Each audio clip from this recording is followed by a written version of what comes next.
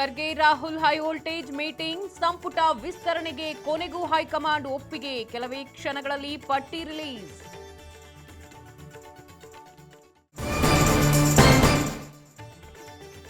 ಆಕಾಂಕ್ಷಿಗಳಿಗೆ ಶುರುವಾಯಿತು ಢವಢವ 20 ಸ್ಥಾನಗಳಲ್ಲಿ ಯಾರಿಗೆ ಒಲಿಯಲಿದೆ ಮಂತ್ರಿ ಭಾಗ್ಯ ಲಿಸ್ಟ್ಗಾಗಿ ಕಾದು ಕುಳಿತ ಸಿಎಂ ಡಿಕೆಶಿ. ಪಶ್ಚಿಮ ಘಟ್ಟಗಳಲ್ಲಿ ಮುಂಗಾರು ಮಳೆಯ ಅಬ್ಬರ 4 ಜಿಲ್ಲೆಗಳ ಶಾಲಾ ಕಾಲೇಜುಗಳಿಗೆ ರಜೆ ದಕ್ಷಿಣ ಕನ್ನಡ ಉತ್ತರ ಕನ್ನಡ ಸೇರಿ ಹಲವೆಡೆ ರೆಡ್ ಅಲರ್ಟ್.